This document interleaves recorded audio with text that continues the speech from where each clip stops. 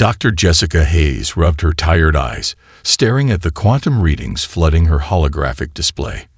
The MIT laboratory hummed with the gentle whir of cooling fans and quantum processors, but something was off. The numbers shouldn't look like this, couldn't look like this, according to everything she knew about quantum mechanics. "Hey, Anderson," she called out to her research assistant. "Come look at these variance patterns." Thomas Anderson, a lanky grad student with perpetually disheveled hair, shuffled over. His eyes widened as he scanned the data. "That's impossible. The quantum fluctuations are perfectly synchronized across all observation points. Nature doesn't work like that." "Exactly." Jessica pulled up a three-dimensional model of the anomaly. "Whatever this is, it's artificial. And it's big, solar system big. Billions of light years away, in a chamber that defied conventional physics, the Galactic Council was reaching the end of their debate. The vast crystalline hall housed representatives from over 1,000 advanced civilizations, their forms ranging from ethereal energy beings to silicon-based crystalline entities. At the center of attention stood High Counselors ZX-427, their iridescent tentacles rippling with barely contained agitation. "The evidence is irrefutable." ZX-427's translated thoughts boomed through the chamber. Species Development Report 7249E shows that humanity has progressed from primitive stone tools to rudimentary space travel in less than 10,000 years, a process that took each of our civilizations at least 1,000,000 years. Murmurs of concern rippled through the assembled delegates. On the massive holographic display, images of Earth's history flashed by. The first cities, the Industrial Revolution, the digital age, and finally, their recent quantum communication experiments. "We've been monitoring them since they split the atom," continued ZX-427. "Their development is not just accelerated, it's exponential. At their current rate, they'll achieve full quantum manipulation within decades, not centuries." Representative Krithak, a crystalline entity from the Andromeda Galaxy, pulsed with skepticism. "Surely you're not suggesting implementation of the containment protocol. It hasn't been used in over 50 million years." "I am precisely suggesting that." ZX-427's tentacles darkened to a deep purple. "Their adaptability makes them dangerous. When most species face an obstacle, they follow predictable paths of development. Humans, they create dozens of different solutions, test them all simultaneously, and then combine the best elements of each. It's chaos theory applied to technological advancement." Back on Earth, Jessica was making a series of frantic calls. The quantum disturbance was growing stronger, and now other observatories were picking it up. Whatever was happening, it was affecting space-time itself. "General Roberts." "Yes, I know what time it is in Washington." She pushed her auburn hair back from her face, frustration evident in her voice. "Sir, we're detecting what appears to be an artificial quantum field forming at the edges of our solar system. No, this isn't like the false alarm in 2023. This is orders of magnitude larger." In the council chamber, the vote was nearly unanimous. Only a handful of delegates, mostly from younger civilizations, voted against the containment protocol. ZX-427 felt a mixture of relief and regret as they initiated the sequence. "Let the record show that this action is taken not out of malice, but necessity," they announced. "The barrier will be humane, allowing their natural development to continue while preventing any expansion beyond their solar system. They need never know they're contained." A junior analyst, monitoring Earth's communications, raised an appendage. "High Counselor, we're detecting unusual quantum scanning activity from the planet's surface. Several of their research facilities are." "Irrelevant," ZX-427 interrupted. "Their primitive technology cannot possibly detect the barrier's formation. Proceed with the protocol." As the Council's machinery hummed to life, Dr. Jessica Hayes watched her instruments spike off the charts. Her eyes narrowed as patterns emerged in the chaos, patterns that seemed hauntingly familiar to her own quantum research. "Anderson," she said quietly, "call everyone in." And I mean everyone. Something's coming. And we need to be ready. The containment field was about to change humanity's destiny, just not in the way the Council intended. Major Cooper, quantum link established. You're good to transmit. Dr. Hayes's voice crackled through the Mars-based communication system. After 6 months of preparation, they were finally attempting the first quantum-entangled transmission between planets. David Cooper stood before the quantum receiver in the Olympus Mons research station, his heart racing with anticipation. Copy that, Jessica. Beginning transmission sequence in 3, 2, 1. The world went white. In mission control, Jessica watched in horror as every monitor simultaneously overloaded. The quantum link didn't just fail, it shattered. Through the observation window, she saw the sky ripple like disturbed water, an aurora of impossible colors dancing from horizon to horizon. David, her fingers flew across the console. David, do you copy? Mars base, respond. Static answered. Around the globe, chaos erupted. Satellites failed. GPS systems went dark. Every deep space probe went silent simultaneously. Humanity's eyes and ears beyond Earth's atmosphere had been struck blind. Get me the ISS, Jessica ordered, but Anderson was already shaking his head. Everything beyond low Earth orbit is just gone, he said, his voice trembling. It's like there's a wall. Not a wall, Jessica interrupted, her eyes fixed on the quantum readings. A cage. In the council chambers, celebrations were underway. The containment field is stable, reported the chief engineer, their crystalline form gleaming with pride. The humans' primitive satellites are safely contained within the barrier. They'll maintain their basic orbital infrastructure, but nothing will pass beyond the field. High Counselor Zix 427 watched a holographic display of the solar system, now encased in an invisible quantum bubble, and their Mars colony. Terminated, as planned. We couldn't risk them maintaining an off-world presence. The colonists were painlessly eliminated when the barrier intersected their position. Jessica barely heard the chaos erupting around her as global leaders demanded answers. Her attention was locked on the quantum signatures pulsing across her screen. The patterns weren't random. They were familiar, hauntingly familiar. Anderson, she whispered, pull up Project Hyperion's test results from last month. The data streams appeared side by side. Their experimental quantum drive readings and the barrier's energy signature. The correlation was undeniable. My God, Anderson breathed. They're using quantum field manipulation, just like we theorized. But at a scale that's exactly what we needed to see. Jessica's voice was steel. They didn't just trap us, Anderson. They handed us the blueprint for our jail cell. And it's the same damn thing we've been trying to build. The next 48 hours passed in a blur of emergency meetings and global panic. Stock markets crashed. Religions proclaimed the end times. Conspiracy theories ran wild. But in a secure bunker beneath the Pentagon, Jessica presented her findings to a select group of military and scientific leaders. The barrier isn't just a wall, she explained, pointing to the complex mathematical models floating in the air. It's a quantum field manipulation system light years beyond what we could build, but not beyond what we could understand. Everything we theorized about quantum space manipulation was right. We just needed to see it in action. General Roberts leaned forward. Are you saying we can break it? Better. Jessica's eyes gleamed. I'm saying we can learn from it. Whoever did this thinks they locked us in a box. But they just handed humanity the most advanced physics lesson in history. In the Council's monitoring station, a junior observer noted something curious. The humans appear to be rapidly losing their advanced technologies. Their global network is in chaos.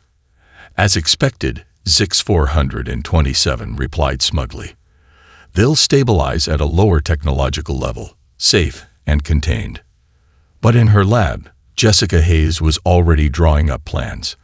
The quantum barrier's signature had shown her exactly what they'd been missing in Project Hyperion. Humanity wouldn't just escape, They'd emerge with technology that would make their jailers tremble. "David," she whispered to the empty Mars comm channel, "we're coming for you, and heaven help anyone who stands in our way." The Rocky Mountains facility wasn't on any map. Carved into the granite heart of the mountains, the Quantum Research Lab hummed with energy as Dr. Jessica Hayes stared at her latest simulation results. 3 months of endless work, countless failures, and finally, "Holy shit," she whispered. "We did it." The holographic display showed a perfect miniature replica of the barrier's quantum signature, contained within their test chamber. It was small, barely large enough to cover a coffee cup, but it was stable. Dr. Michael O'Brien, her former academic rival turned essential ally, burst through the lab doors. "Hayes, have you seen the latest data from the Lunar Observatory? The barrier's starting to..." He stopped mid-sentence, staring at the shimmering containment field. "Is that what I think it is? If you think it's a working replica of our cosmic prison cell, then yes." Jessica couldn't keep the triumph from her voice.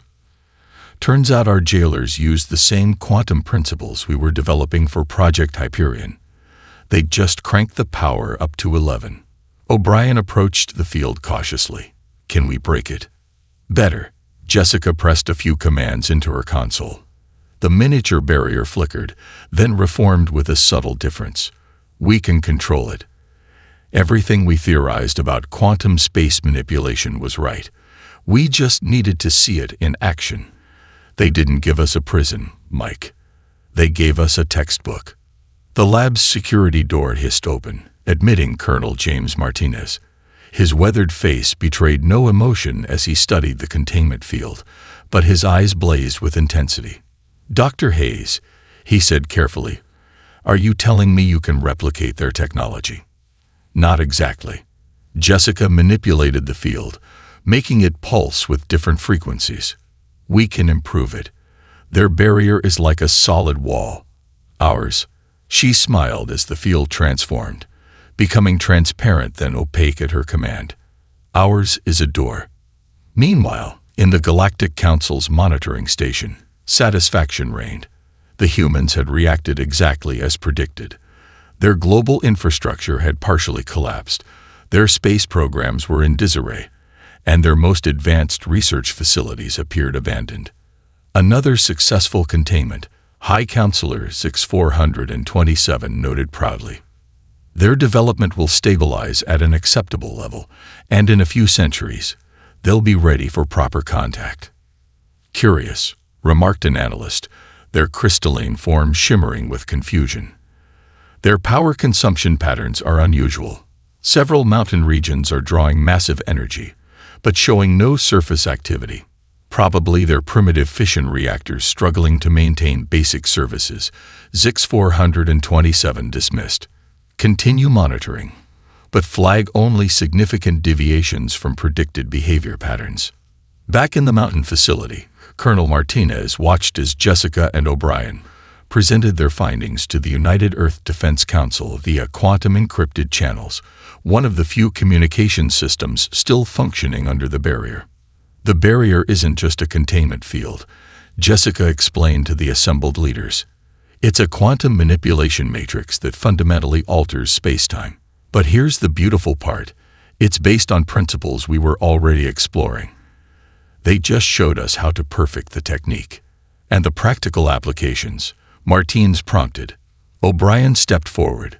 "We can build ships that don't need to break through the barrier. They can become one with it, pass through it like it doesn't exist. But more importantly," he paused, glancing at Jessica, "we can turn their own containment technology against them." She finished. "Every prison has a control system. Find that, and we don't just free ourselves. We free everyone they've ever trapped."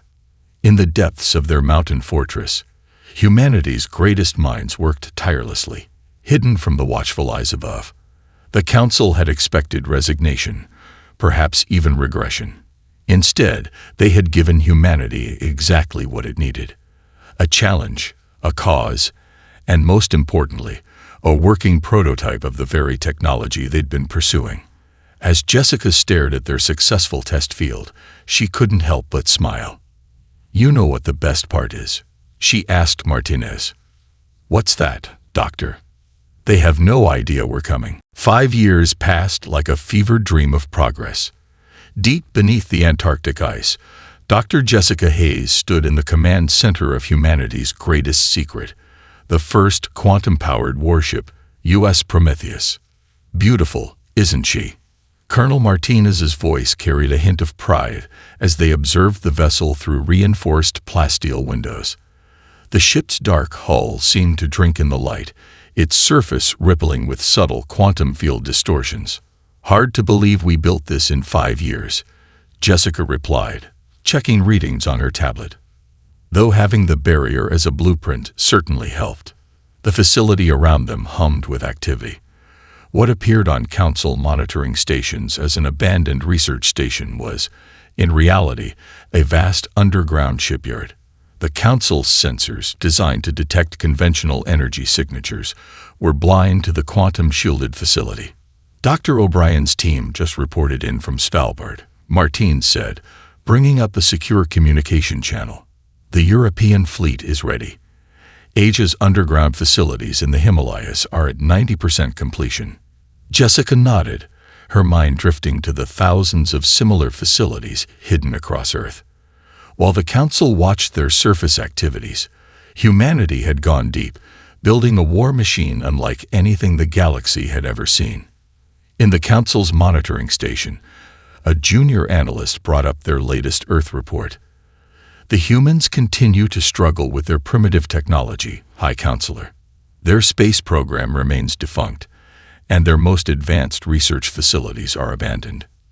Zix-427's tentacles rippled with satisfaction. Excellent. Their containment proceeds exactly as calculated. They've accepted their limitations and regressed to a manageable level of technology. There is one anomaly, the analyst noted. Their power consumption has increased by 47% over the past 5 years, despite the apparent technological regression. Probably inefficient energy use as their systems degrade, Zix-427 dismissed. Nothing concerning. Back in Antarctica, Jessica entered the Prometheus's bridge for the final systems check. The ship's quantum core pulsed with a soft blue light, barely visible through its containment chamber. Each control station represented years of reverse-engineered technology, improved upon by human ingenuity. Status report. She called out to the bridge crew. Quantum drive at 98% efficiency. Lieutenant Chen reported from engineering. Field manipulators are stable and responsive. Weapons systems online. Added Commander Rodriguez. Quantum torpedoes primed and tested. Shield harmonics matched to barrier frequency. Jessica allowed herself a small smile. The Council thought they'd given humanity a cage. Instead, they'd provided the blueprint for weapons that could tear their empire apart. In her private lab, Jessica accessed the quantum communication array, technology that shouldn't have been possible inside the barrier. The screen flickered to life, showing a familiar face. David, she whispered. Major David Cooper, who had not died in the barrier's activation as the Council believed, appeared on the screen. His image was distorted by quantum interference, but his voice came through clearly. Quantum array holding stable, Jess. The Council's prisoner processing facility is exactly where we thought. They never saw me coming. The barrier's harmonic frequency makes their sensors blind to anything using their own quantum signature. Status of the other prisoners. Better than we hoped. 7 other species, all contained like Earth. They're ready. They've been ready for millennia, just waiting for someone to show them how to break free. Jessica checked the countdown timer on her display. 3 days until Operation Thunderclap. 3 days until humanity revealed just how badly the Council had miscalculated. Maintain position, she ordered. When we break through, all hell's going to break loose. Be ready. As she ended the transmission, Jessica gazed at the Prometheus. The ship represented humanity's answer to imprisonment, not with resignation, but with innovation. Not with submission, but with determination. Martinez joined her at the window. Having second thoughts, Doctor. No. Her voice was steel. They thought they could cage us. Time to show them exactly what happens when you back humanity into a corner. Above them, the Antarctic ice concealed humanity's vengeance. The Council had wanted to contain humanity's potential. Instead, they had concentrated it, focused it, given it purpose. And in 3 days, they would learn their mistake. Lieutenant Emma Rodriguez had spent 3 years learning to communicate with beings that technically didn't exist. In a quantum-shielded chamber deep beneath the Pacific Ocean, she stood before a holographic display showing 7 distinct energy patterns, 7 imprisoned species reaching out through the quantum void. "We are ready," pulsed the Orcs representative, their thought patterns translating into glowing symbols. "Our people have hidden quantum weapons in every containment zone, just as Earth instructed. The Novali ships are in position." Another consciousness added, its patterns shifting like liquid mercury. "We await only the signal." Emma felt her heart race. 5 years of secret communication, of teaching other imprisoned species how to replicate Earth's quantum breakthrough, had led to this moment. The Council had created a network of prisons, never imagining their captives would turn it into a communication system. In the Antarctic Command Center, Dr. Hayes monitored the final preparations. Status report on Operation Thunderclap. All Earth Fleet units in position. Martinez confirmed. Prometheus and her sister ships are ready. Strike teams are prepped for quantum insertion at these coordinates. He highlighted several points on the galactic map, crucial weak points in the Council's defense network. Hayes nodded, then opened a secure channel to their hidden ally. "David, are you in position?" Major Cooper's voice came through clearly this time. He'd spent years infiltrating the Council's prisoner processing facility, using quantum harmonics to remain invisible to their sensors. "Affirmative." "You won't believe what I found, Jess. The control center for the entire containment network, it's here. They run everything through a central quantum matrix. Their fatal mistake," Hayes smiled grimly. "One system to control them all. And one point of failure to break them all." Cooper finished. "Just like we hoped." In the Council chambers, an emergency session was being called. Multiple monitoring stations had detected unusual quantum fluctuations throughout the containment network. "Impossible," Zix 427 declared, their tentacles writhing in agitation. "The containment fields are perfect. No primitive species could possibly." The alarm klaxons cut off their speech. Across the galaxy, quantum sensors were detecting something unprecedented, harmonically synchronized energy patterns across all containment zones. "High Counselor," a technician called out, their crystalline form flickering with panic. "We're detecting quantum communications between containment zones." "That's not possible," Zix 427 roared. "The barriers are designed to prevent any." In the Antarctic base, Hayes gave the order they'd spent 5 years preparing for. "Lieutenant Rodriguez, signal all allies. Operation Thunderclap begins now." Emma reached out through the quantum network they'd built within the Council's own containment system. Her message was simple. Freedom rings. Across the galaxy, 7 imprisoned species activated their hidden quantum weapons simultaneously. The Council's perfect prison system had become a perfect delivery mechanism for coordinated rebellion. The Prometheus surged to life, its quantum drive engaging. The ship didn't try to break through the barrier. It became one with it, using the Council's own containment field as a weapon. Behind it, humanity's hidden fleet emerged from secret bases across Earth. Multiple quantum breaches detected. Council monitoring stations erupted in chaos. The humans, they're not just escaping. They're everywhere. In the prisoner processing facility, Cooper planted the quantum destabilizer Hayes had designed. "Package is ready. Time to show them why you don't put all your eggs in one basket." Hayes took a deep breath. "Initiate primary sequence. Let's give the Council a physics lesson they'll never forget." The quantum destabilizer activated, sending harmonically targeted pulses through the Council's central control matrix. Each pulse was precisely calculated to trigger a cascade failure in the containment network. Across the galaxy, barriers began to fail, not with a bang, but with a symphony of quantum harmonics that turned the Council's own technology against them. 7 species, imprisoned for millennia, tasted freedom in the same moment. And leading the charge was humanity's fleet, armed with weapons reverse-engineered from their own prison walls. The Council had tried to contain humanity's potential. Instead, they had armed them with the keys to the galaxy. The war for freedom had begun. Colonel Martinez stood on the Prometheus's bridge as reality itself seemed to bend around them. The quantum drive hummed at frequencies that shouldn't have been possible, turning the Council's containment barrier into a highway straight to their primary facility. Multiple Council warships detecting our approach. Lieutenant Chen reported from Tactical. They're attempting to raise shields. Martinez allowed himself a grim smile. Bit late for that. Deploy quantum torpedoes, targeting pattern Haze Alpha. The Prometheus's weapons weren't designed to destroy. They were engineered to subvert. Each torpedo carried a modified version of the Council's own containment field technology, miniaturized and weaponized by 5 years of human innovation. In the Council's primary containment facility, Major Cooper watched through quantum-shielded cameras as the first torpedo struck. The Council shift shields didn't fail. They inverted, trapping the crew in a bubble of their own protection. "Beautiful," he whispered, remembering the countless nights Jessica had spent perfecting the quantum harmonics. Time for Phase 2.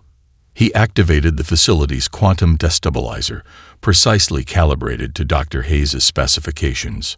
On the Prometheus, Jessica monitored the quantum readings with fierce concentration. The destabilizer is working. Their entire network is going into harmonic resonance. Martinez, you have 90 seconds before their systems adapt. More than enough time, Martinez replied. All ships, execute attack pattern Omega. Remember your training. No casualties unless absolutely necessary. We're here to free prisoners, not create new ones. The human fleet emerged from quantum space like avenging angels, each ship a testament to humanity's ability to turn imprisonment into opportunity. They struck with surgical precision, their quantum weapons transforming the Council's defensive systems into temporary prisons. In the Council chambers, panic reigned. How is this possible? Zix 427 demanded, their tentacles whipping frantically. Their containment field was perfect. They couldn't possibly have. High Counselor, a technician interrupted.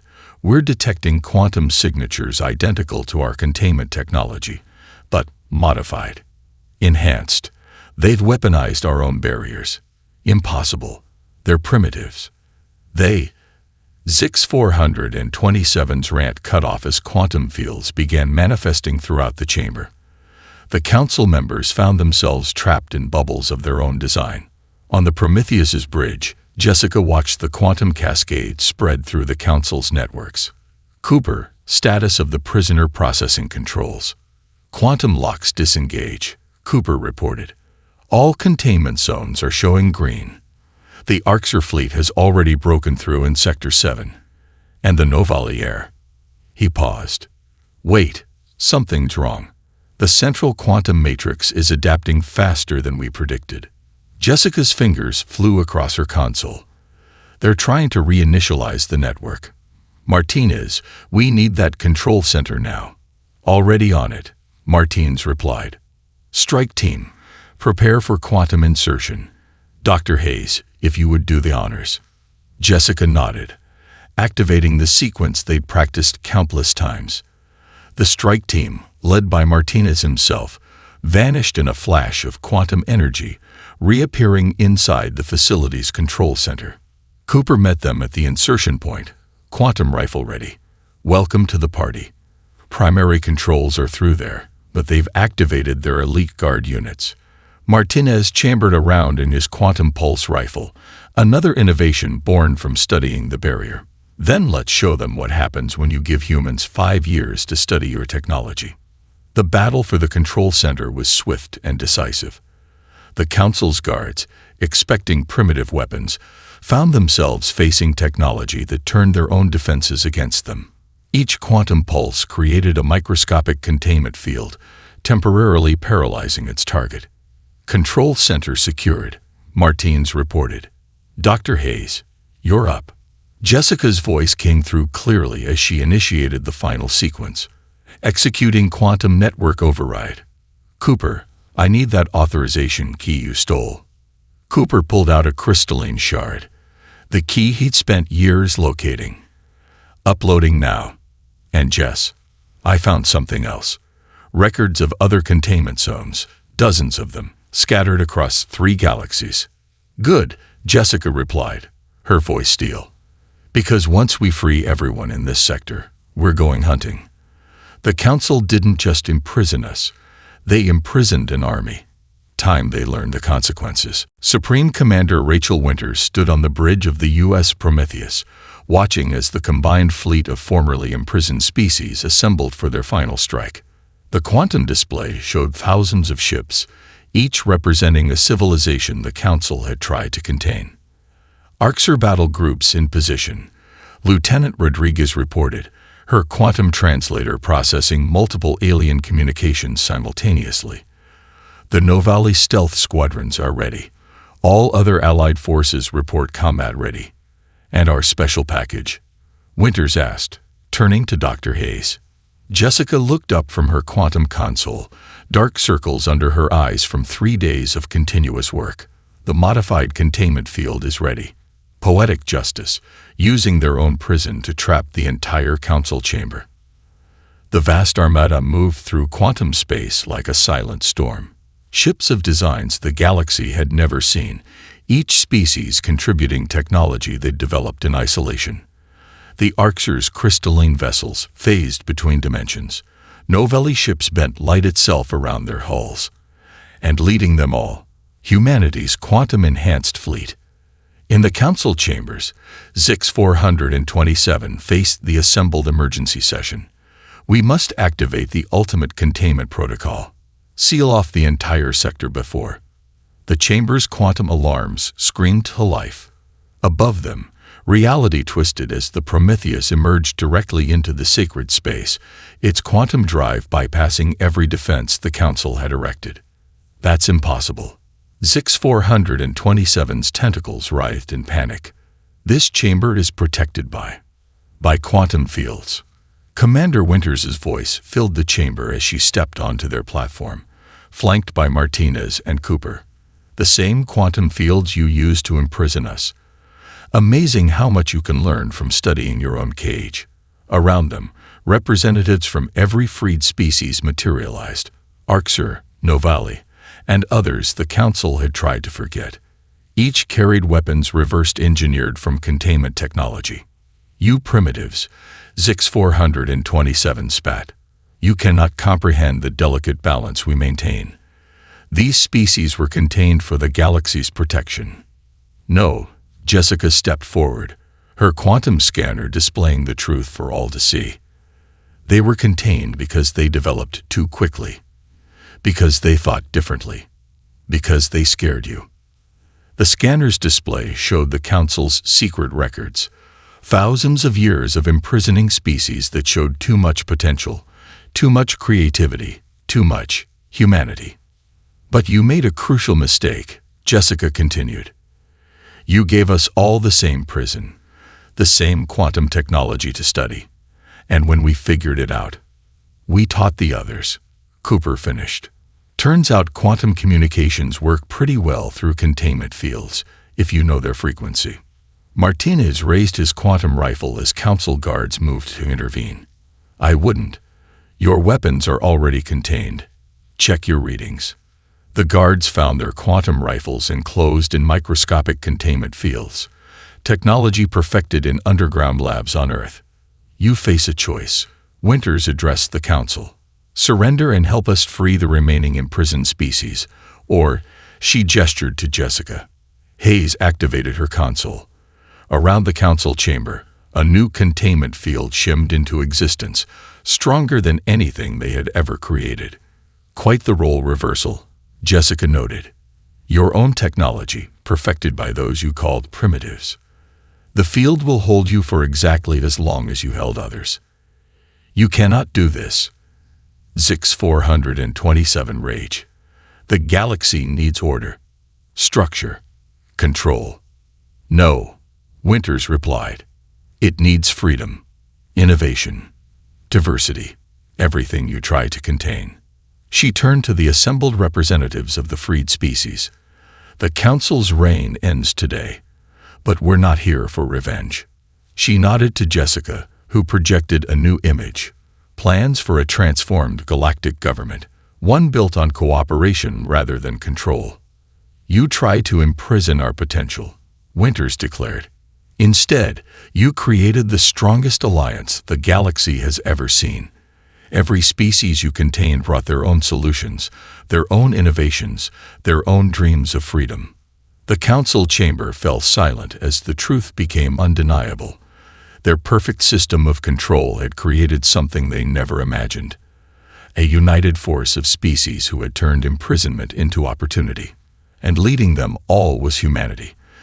The species they had dismissed as primitive, who had taken their quantum cage and turned it into the key to galactic freedom. 1 year after the Council's fall, the newly christened Galactic Federation headquarters bore little resemblance to its predecessor. The crystalline chamber now hosted representatives from hundreds of species, including many formerly imprisoned civilizations. The oppressive quantum barriers had been transformed into transportation networks, linking worlds that had once been isolated. Dr. Jessica Hayes stood at the podium, presenting the final phase of the quantum network transformation. Behind her, a holographic display showed thousands of active quantum gates, former prison barriers repurposed as highways between stars. The integration of Arcsur phase shift technology with Novali light-bending drives has increased quantum gate efficiency by 300%, she explained. Thanks to their innovations, developed during containment, we've turned a prison system into the galaxy's first truly unified transportation network. In the audience, former High Counselor 6427 sat among other rehabilitated council members, their tentacles now a subdued shade of blue. The past year of working alongside their former prisoners had transformed their perspective entirely. A question, if I may, Dr. Hayes. Zix 427's voice carried none of its former arrogance. These modifications to our quantum technology, they far exceed our original designs. How did you achieve this in mere years when we spent millennia perfecting the original system? Jessica smiled. Because we didn't work alone. Every species you contained developed unique approaches to quantum mechanics. The Arcsur mastered phase shifting. The Novali perfected light manipulation. Humanity's contribution was recognizing how to combine them all. Supreme Commander Winters, now serving as the Federation's first security chief, stepped forward. The Council's greatest fear was uncontrolled advancement. But look at what controlled isolation cost us. Millennia of lost cooperation, of innovations that could have transformed the galaxy. And now, asked a Novali representative, their light form shimmering with curiosity. Now we have this, Major Cooper answered, activating his quantum communicator. The chamber filled with a real-time hologram of Mars, where the Quantum Restoration Project had transformed the Red Planet into a thriving colony. The settlement where he had nearly died now served as humanity's first extraterrestrial quantum research facility. Colonel Martinez, overseeing Federation military integration, brought up another display. Our combined fleet now incorporates technology from 27 formerly contained species. Each brought something unique to our defensive capabilities. Together, we're stronger than any single civilization could be alone. And the remaining containment fields? Someone asked. Being dismantled as we speak, Lieutenant Rodriguez answered, her quantum translator now handling hundreds of alien languages simultaneously. Every contained species is being offered membership in the Federation. Most importantly, they're being offered choice, something the Council never gave them.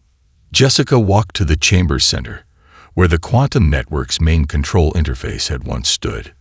In its place now sat a simple crystalline sphere, the combined achievement of hundreds of species working together.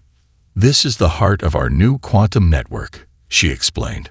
But unlike the Council's central control, it can't be used to imprison anyone. The quantum harmonics require consensus from all member species to implement any major changes. Unity through cooperation, not control. As if to demonstrate, the sphere pulsed with light as a new quantum gate activated. On the main display, a ship appeared, the first vessel from a newly freed species entering Federation space. 1 year ago, Winters addressed the chamber. We were all prisoners.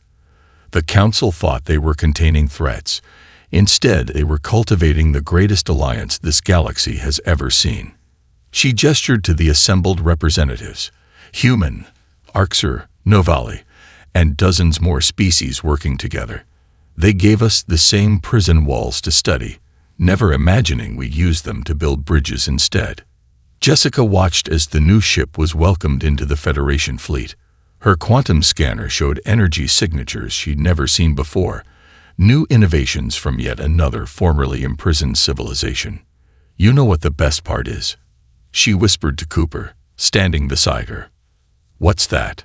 We're still learning, still growing, still proving that the Council's greatest fear, our potential, was actually the galaxy's greatest hope. Above them, quantum gates sparkled like new stars, connecting worlds that had once been isolated. The Council's perfect prison had become a perfect highway to the future, one built not on control and fear, but on cooperation and hope.